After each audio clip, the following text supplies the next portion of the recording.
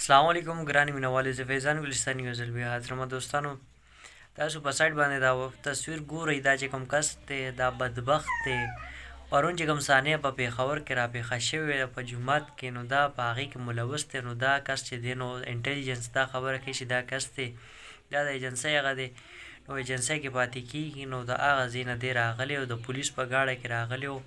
نو ځکه چې دی نو د ده تلاشي نه وه شوې، نو پته نشته دی ګاډي کې څنګه راغلی دی او څه وجه وه، پس چا سره راغلی دی.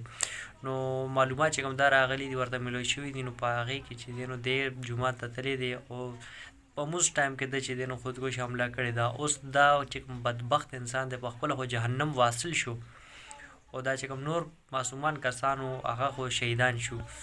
نو د مونځ په ټایم کې چې دی نو هغه کسان ورسره شهید شول.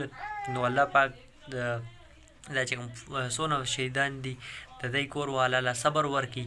او دا چې کوم کس دی بدبخت دی، ده خو خپل دنیا او آخرت دواړه برباده کا. ده به پته نشته څونه پیسې به اخیستې وي، نو د هغه پیسو باندې د ده لعنت شه. نو چې چا نه پیسې اخیستې دي خودکش حملې دپاره، نو د ده کور والا به څه په هغه پیسو باندې به څه وکړي، په هغې کې به برکت به وي، هېڅ څه بني. نو چې کومې پیسې د خپل کور کې پرېښې دي او په هغه پیسو باندې د دماکو که خودکش حمله یې وکړه، نو د هغه په پیسو باندې څه فایده.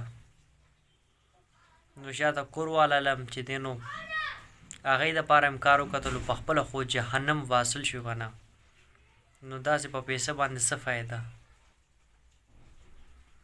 نو دوستانو دا چې دی نو د تصویر موبایل خپل دوستانو سره شیر کړم. تاسو دا وګورئ دا کس دی او چې کوم کسان هسپتال کې زخمی دي بس الله پاک دی هغوی له صحت ورکړي.